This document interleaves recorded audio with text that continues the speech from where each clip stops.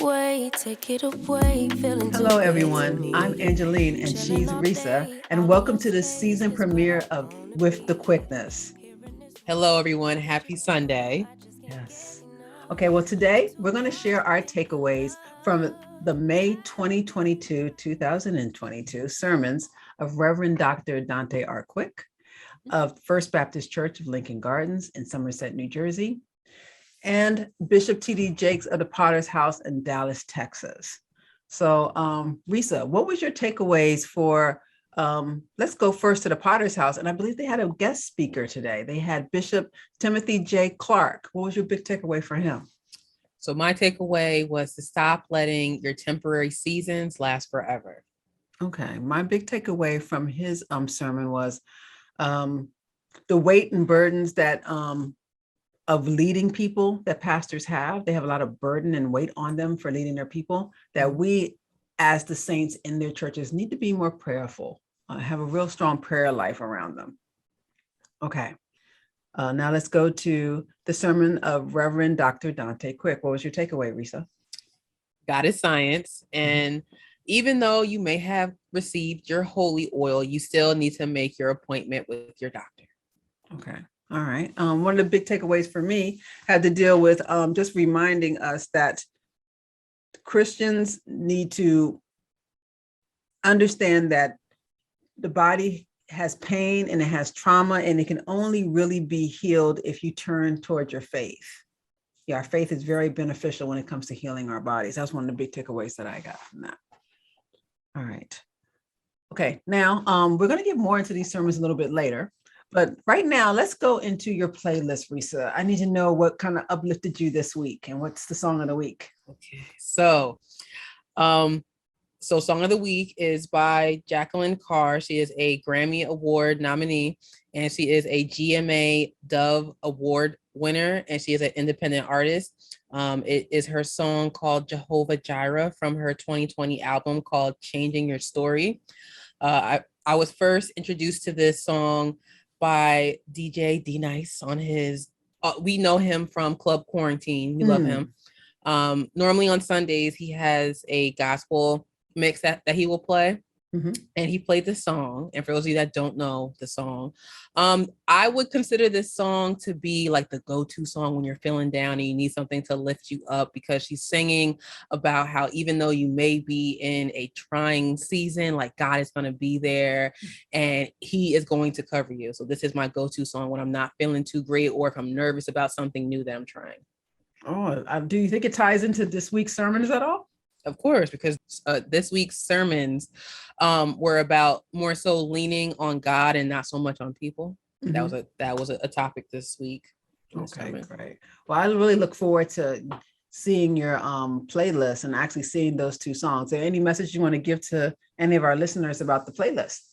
Yes. So if anyone would like to send me their gospel playlist and put me on to maybe a country gospel singer, a rapper that's a gospel artist, or maybe like a reggae gospel artist, you can send me an email at playlist@withquickness.com. Again, that is playlist@withquickness.com.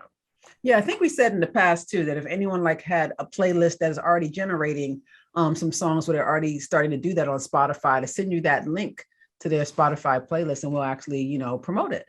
Right.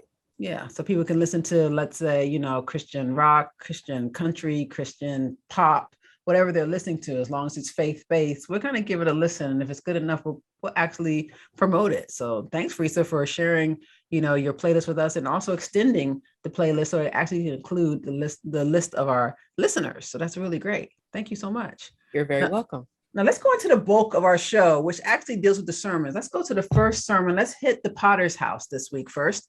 And T.D. Jakes was not speaking. He had a guest speaker, and it was Bishop Timothy J. Clarke. And the scriptures that he referenced were Genesis chapter 7, verses 13 through 24, and chapter 8 of Genesis, verses 15 through 18. And he took the New King James Version for these scriptures.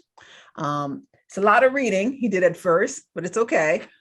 He had a great message. And what I got from it is that he started off first talking about the burden of preaching. And I think anyone that listens to our podcast should actually, and they are a man or woman of God that actually has to pour into the saints.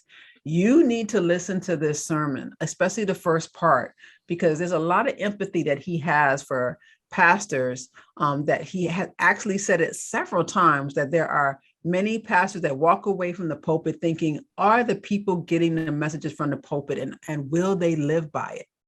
And even TD Jakes even put his hand up or nodded like, yes, I do go through that. And this is his anniversary. So it was very important that the pastors that come up and speak at his pulpit not only pour into TD Jakes' congregation, but they pour back into him too, because this has been a lot of years of work. He said the weight and burden of leading the people of God is heavy. And that's why your pastor or your woman of God needs to be surrounded by praying people. What did you think about that, Resa? Well, I definitely agree that, to be a preacher, it's not an easy job, but I know the people that are called to preach, well, they will gladly do it. Of course, they're nervous. Of course, there are some trials and tribulations they may have to go through in order to deliver the message, but they'll do it in order to honor, God. You know what it reminded me of too while you were speaking? I remember Reverend Dr. Quick, he had said that he doesn't eat breakfast before he does his sermon because his stomach will get upset. He just wants to do such a good job for the Lord that it's actually uncomfortable for him to actually eat before he gives a sermon. He's better off and more in the spirit and more centered if he actually fasts during that time and actually, or eat something light. I think he actually doesn't eat anything, but I'm not 100% sure. But he actually knows the weight and the mantle of giving across a word and hoping it resonates and trying to be a vessel for the Lord. So he doesn't try to eat. He actually gets sick if he tries to eat a big breakfast or something before, doing something like that. So prayers are so important, so important. Bishop Clarke also went on to talk about, he said, how long is the night? He said, life has morning and life has night, right? But how long is the night, as in how long is a night of unemployment? How long is a night of being in an unhappy marriage? There's a lot of nights that we've had, throughout life that have seemed very, very long. Being having insomnia. My sister Sandy had insomnia. Her nights were very long. Just thinking about, I can't get to sleep, not sleeping and making a long night. So he did go into a little bit about having us measure for ourselves what we consider night and what we consider long nights. And then he reminded us that deliverance comes in the morning. How'd you feel about that? Well, when he was talking about it, one of my favorite Bible verses, which was also featured on Mariah Carey's Emancipation of Mimi album, is tears may endure for a night, but joy cometh in the morning, which is true. Like, so you don't, even though, yes, you are going through hard times, it's not going to last forever. And that's a very important thing to know. And that's what he was going into next. He was basically saying, stop letting what is temporary last forever. You've been crying long enough. And he went right into the same scripture that you just quoted. And he said something that was really kind of cute. And I didn't really think of it until, he put it the way he did. He said that he always thought morning was sunrise. But anytime after 12 a.m. is considered morning. And that's true. So 12:01 is considered morning, even though it might be pitch dark. We have to think of it that morning starts when it's supposed to start, because the only sun that really counts is the sun, S-O-N, the sun that has risen for us, right? He also said what happened in Buffalo, New York reveals that it is still night in the land, in America right now. We have a lot of negative things are happening in our nation. And it reveals that it is night very much around us, but we are coming up on our morning as a nation too. Another thing that he said during his sermon, it did feel like a speech in some places though to me. But one of the things he said in his sermon was that we are writing out what other people have drowned in. And he was referring to the 3 years of COVID that we're now coming out of. He said, some of us, we have written out what other people are drowning in, going back into that whole, in Genesis, dealing with Noah and the family going into the ark and God shutting them up in the ark, and they were moved to and fro until they landed. We too have been writing out something for 3 years. He did end the sermon with something that was quite interesting. he went into an old gospel song. I think I might have heard it once at my church, like a 7 a.m. service when I first came into First Baptist. But he said, "On Christ, the solid rock I stand. All other ground is sinking sand. All other ground is sinking sand." And I think it's back there with Billy Graham and them way back. Your Nana would know about this song more than I would. But I think those that remember the foundational songs of their faith, some of the older saints in your church or the older, people in your church might really like the fact that he did bring it home for an older song. The younger people are going to be probably like me, like, I think I heard that, but I'm not sure. And okay, it's catchy. That's how I always feel when I hear an older song. It's like, yeah, the lyrics I get, but don't really remember the song. So that's why I always get very happy when the choir jumps up and starts singing. I'm like, okay, now I get it. Speaking of which, let's go into Reverend Quick's sermon, okay, for May the 22nd, 2022. First, let me say something, and I know you will agree. The choir, the soloists, and the band were stellar this Sunday. They were great. Phenomenal. I would do the little finger claps, the whole hand claps, the hallelujah, the praise the Lord. They did it this Sunday. You walked in feeling this was going to be a service of healing. You felt that way. People forget that there's a critical importance to a choir in church service, in church worship services, because choirs, it's their responsibility to cure the disease of self-centeredness. You cannot be self-centered and sing along with the choir and watch the choir director and read the words on the screen. You can't be all about you when it comes to singing along. You really have to listen, follow the leader's direction, and there's a kind of a mutual submission to something greater than yourselves when they're trying to bring the spirit into the room and into the sanctuary. You have to surrender to it. It's none of that pretty, I'm just going to clap a little bit. No. This is the time to sing along, whether you have a mask on or not. All of us had our mask on. All of us were socially distanced. But it was wonderful. Wouldn't you say, Resa? Absolutely wonderful. Honestly, I definitely enjoyed myself today. Kudos to the soloists and all the singers and the band. They did a phenomenal job today. Yes, it was like, I'm sorry, but I think everybody in there was ready to get some kind of healing, and the music set the tone of the praise and worship. I can't say it enough. I know it's supposed to be about what Reverend Dr. Quick was saying, but I had to stop and say about the choir. Whew. Everyone around me was like feeling the spirit and like, they hanging on every note, every drum beat, every bass chord that was played. We were there for it, to the point that even Reverend Dr. Quick stopped for a minute there, and he's supposed to be, starting his sermon, and he just let the band take over a couple times, like, he's like, I see what y'all doing. He said, some of y'all already been saved. I can already tell some of y'all already been healed up in here.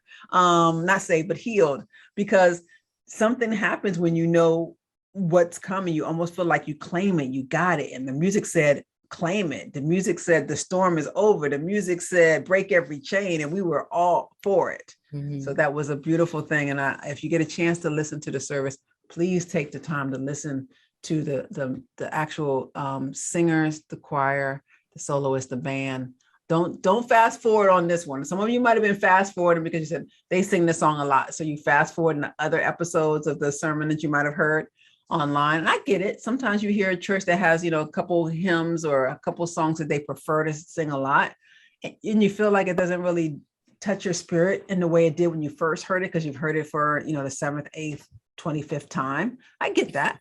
But this service was different. I'm sorry. They brought out some new songs, and some people really did their thing. And if they aren't new songs, they were new to me today. They were new to me today.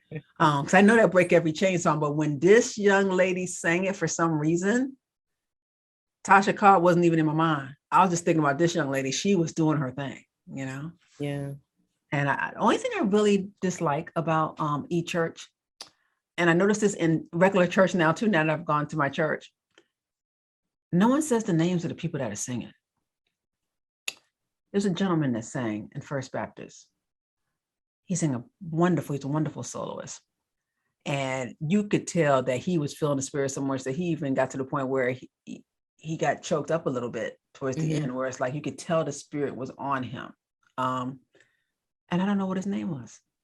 He went back to his seat and sat down, and I was like, they might have said it briefly. I tried to listen to the online service again to catch it. I didn't catch it. No one says anybody's names. How do you feel about that? People can give a word or a prayer or sing a solo, and you have no idea who they are. Well, to be honest, because I'm thinking, well, if I was singing in the choir, do I want my name to be like displayed, or am I more concerned about singing the song for God? So gotcha. if I'm singing the song the best that I can to make sure the people that are in the room are moved, then my job is done. Like, you'll find out my name somehow, some way. I don't really need to have my name plastered all over the place. That's just me. Oh yeah, you're absolutely right. I'm not talking about plaster like Michael Jackson and Jackson 5. I'm not talking like that. I'm not talking like that. I'm talking more like as a person that's attending that church. Like, I know the names of some of my deacons. I know the names of my reverend. I know the names of some of the sisters and brothers that have been at the church for the longest. But let's say you're new to church, and this is a podcast for people that are new and rededicated. Let's say you're a new member of the church and you join the choir, and they think you're gifted enough to sing a duet with someone. I want to be able to say, oh, wow, Sister so-and-so, she was really good, and see her in the hallway and go, you know, Kelly, call her name and say, you were really great today. I can't really do that if I don't know her name. That hey you thing, it's old. I don't like that hey you and talking to someone and just go up to them and start talking because you don't know their name. I don't like that either. So I just wish it was somewhere written where I could know who sang the song that week, you know? So then maybe for those of you listening that are a part of this wonderful church, in the actual service programs, can you add who's singing what so we know, or at least put it on the screen so we know, so that way we can give praise to those if people. They put it on the screen, even the name of the choir. Do you know that some churches have names for their different choirs? I didn't know that. You can have a youth choir, you can have the women's choir, you can have the men's choir, they have all these different choirs. Then you have the mixed choirs, and they have names. I don't know the names of my different choirs. When they get up there, I say, I think that's the men's choir. I said, that's the women's choir.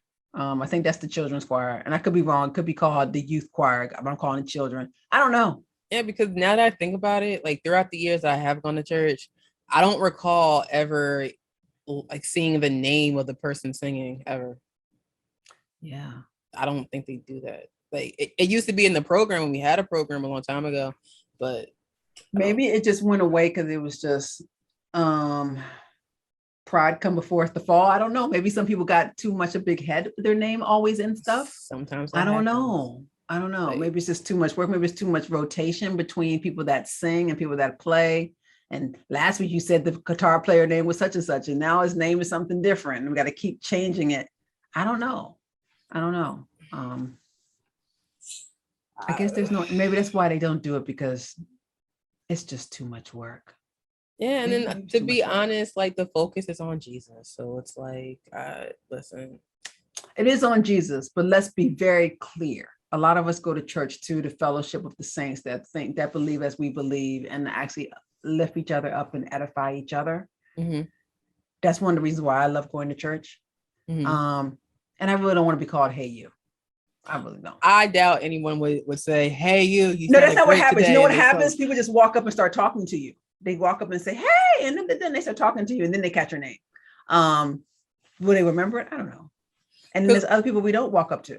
Listen, I'll be honest, because everybody knows I'm like, I love people, but I'm shy. So it's like a kind of like a whole situation. But in this case in particular, at least with the woman that sung the solo today, with the Break Every Chain, if I was not a shy person, I would have went up to her to say she did great. I would have asked her for her name, but because I'm just not the type of girl and I'm just shy right now, I didn't do it. So So would seeing her name would have helped me? Of course, because then I probably would have found her on Instagram and followed her and gave her a shout out.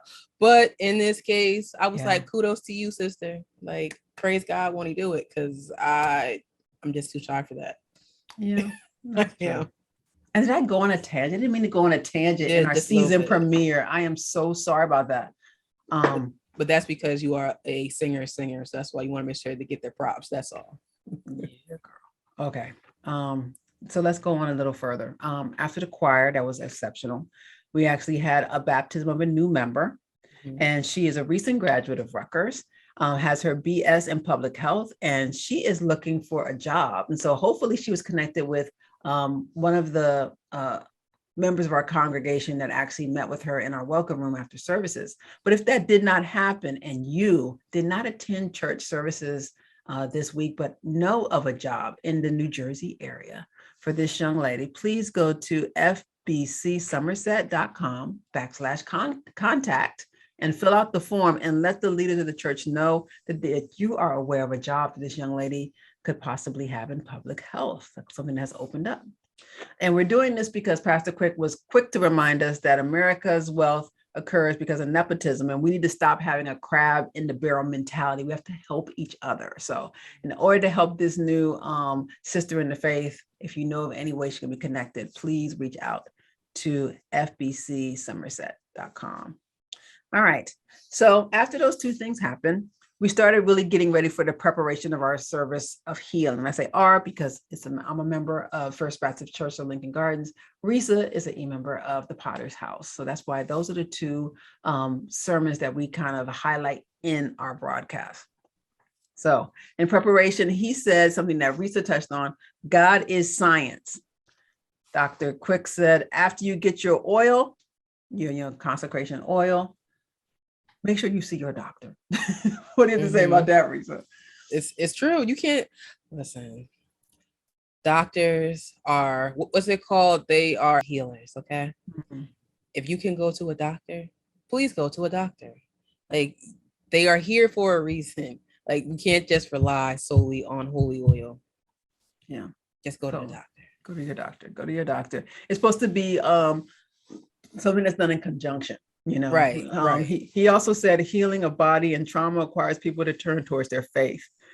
Reverend Dr. Quick also reminded us the importance of being for the life of our children, to stop acting like we're the land of the free, the home of the brave, when we haven't really invested in the lives of our children and of everybody. Like, we should be taking care of the homeless. We should be making sure that this shortage of formula that is going on in our nation right now ceases, that the babies have what they need. We can't say we're so pro-life, but we're not doing things about the life that's already on this planet, Okay. Then he took a special moment where we had a moment of silence after he read the victims of the Buffalo, New York massacre. We honored them today with a nice video montage and a moment of silence. So those that will watch it online, they'll actually see there's pictures of each of the victims. He actually says their ages. And please, if you get a moment to, recognize them and learn more about each of them as you can this week, that'll be extremely helpful, especially for those that lost their loved ones. Any comments on that montage, Resa? That montage was very beautifully done. It's really sad because the age ranges that he was like listing, it honestly broke my heart, because the fact that we are in 2022 and this is still happening is just ridiculous. Yeah, definitely. He also took a moment before he got to his sermon to bring up Dr. Rovina M. Brock, known as Dr. Ro. She spoke to the church and shared a health tip at his request. And I wanted to say right here in our spot that if you want to learn more about Dr. Ro and her book, please go to www.everythingro.com. Let me say that again. Please go to www.everythingro.com for more information about her book, which is Lose Your Final 15. And this is a book which it covers about 15 days, 15 pounds, and 15 servings. Okay. All right. He said there was a little small turnout for her book, and hopefully we can get more. And he said that she was actually his aunt. Were you shocked to know they were related? Yeah, but then again, I'm like, in Jersey, a lot of people know a lot of people in high places. So I was like, hey, kudos to that, because that's amazing. Yeah, she looks good too. She really does, because Yeah. he said she was 65 years young. 65 or 66, somewhere around there. Mid We'll 60s. We'll just say early 60s. But she looked like she's 40. 40. But she looks like she was like in her 40s, like early 40s. She looked like she was in her early 40s. She looks really good. All right. And so going into the sermon now, his sermon for this week was titled, Don't Hate, Celebrate. Isn't that a great title? I love that title. It really is. Because he went to Mark chapter 5, verse 25 through 34 of the New Revised Standard Version. And that's the actual scripture that deals with the woman with the issue of blood. You know, she's socially isolated, yet she still pressed through to touch the garment of Jesus. His whole big thing this week was that God is a miracle worker. He really, truly is. You have to truly believe that. Your praise can help heal your body after surgery. It can help heal you from pain. Praise can ease your pain. How did you feel about that? I felt like that was something that was factual, because he did start listing facts about people that pray on a regular basis and praise on a regular basis. They don't need as much pain medication. So I thought that was a beautiful thing to know. So there are a lot of benefits to not only speaking to God regularly, but praying to God regularly and praising. Church is where you come to get yourself together. You got to trust God with all your beliefs and tell God when you're ready for your recovery and your breakthrough, because he's there to supply that for you. So the services themselves for Reverend Dr. Quick, they didn't go on very long. It was actually cut short. His whole sermon was cut short because of all the praise and the worship that happened, because he had a choir that was on fire today and a band that was on fire. So the congregation was really into praising their Lord and Savior. That's where we were at. We were praising him for our healing before we even had anything done.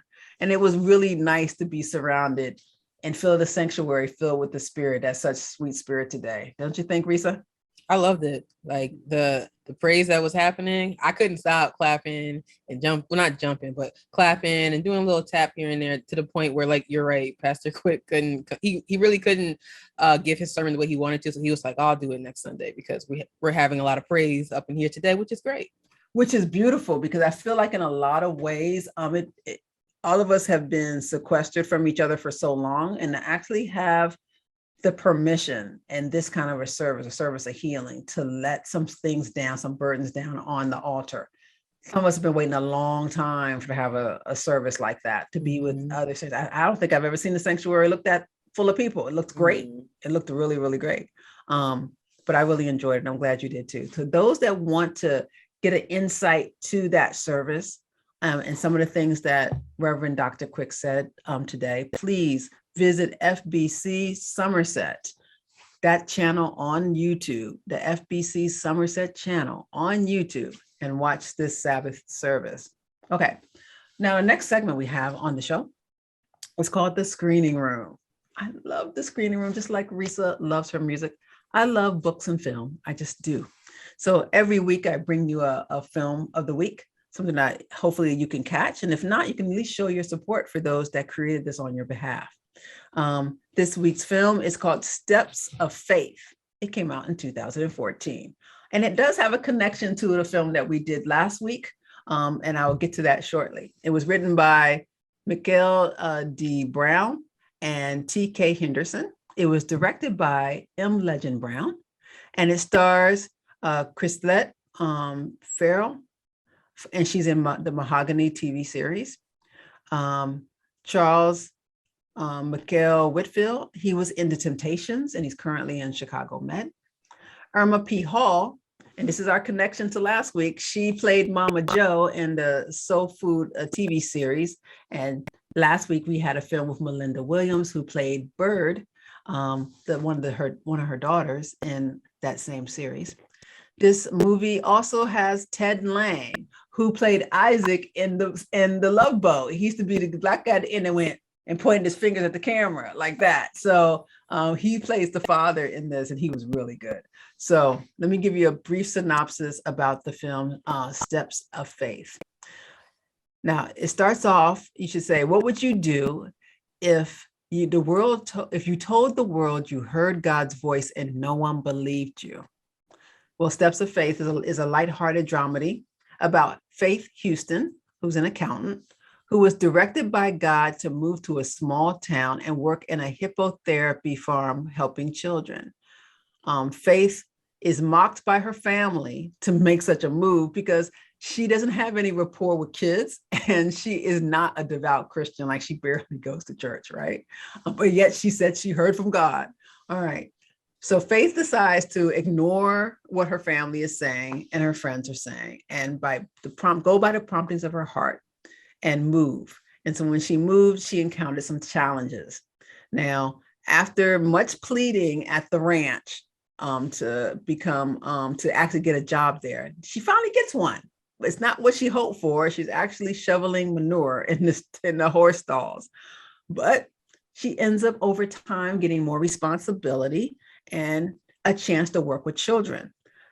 Now, Faith, when she gets that chance, she kind of cracks under pressure and she starts questioning whether she really heard God's voice at all to make this move, because it wasn't working out the way she hoped. So it's a really good film. The themes are trusting in God, steps of faith, Christian life, inspiration, and challenges.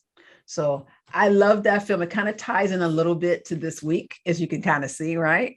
We're all on walks, but who's to say who among us can hear from God or be touched by anything in the spirit? It doesn't matter how long you've gone to church. It just matters that you believe that God is Christ is your Lord and Savior, and that you've accepted him into your heart, and he can talk to you at any time. There's nothing special you have to do once you've accepted him into your life, other than, be willing to follow his lead. I mean, if you're willing to let him lead you where you need to go and be open to his direction, everything else kind of falls into place. And that's what I love the most about the movie. It's like she was so beautifully imperfect. And she had high ideas of how she saw what God was wanting her to do. And then she realized, he told me to come here, but it has to be his plan, because I'm not really sure how this is going to work out now. I'm not really sure how this is all going to work out. So hopefully you'll give that a look sometime. What do you think, Resa? Does it sound like something interesting that you might watch for nice family viewing? Yeah, of course. A good family movie to watch. Yeah, I like the guy in The Temptation. I like the one who's on The Temptation. I like him. I think I like him now in this role too. So that's the screening room for this week. Now, normally after that segment, we would actually have before the Bema seat. And this is where we would like our listeners and those that watch us on YouTube to share their story from their Christian experience, a story that will help new and rededicated Christians on their walk.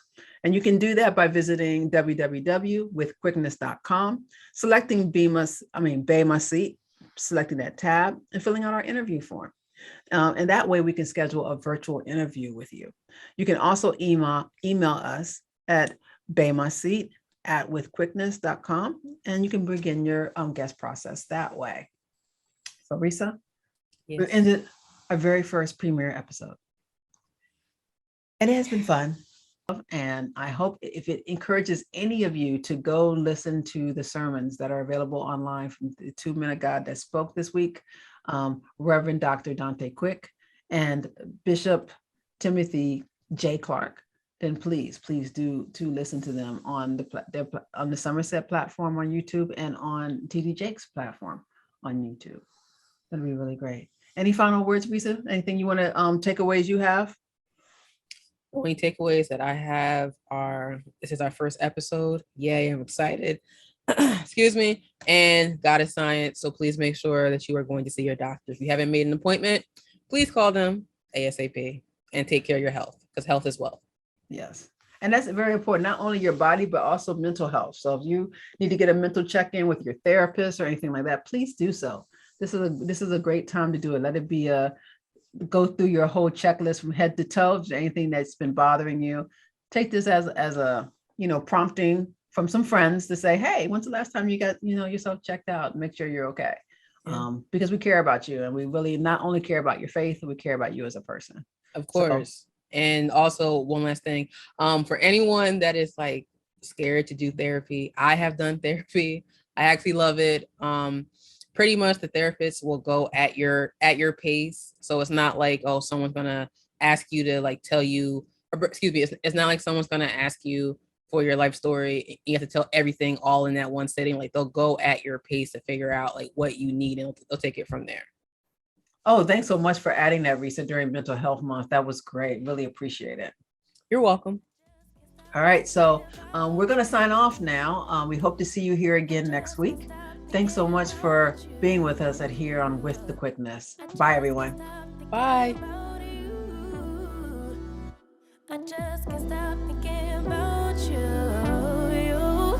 I just can't stop thinking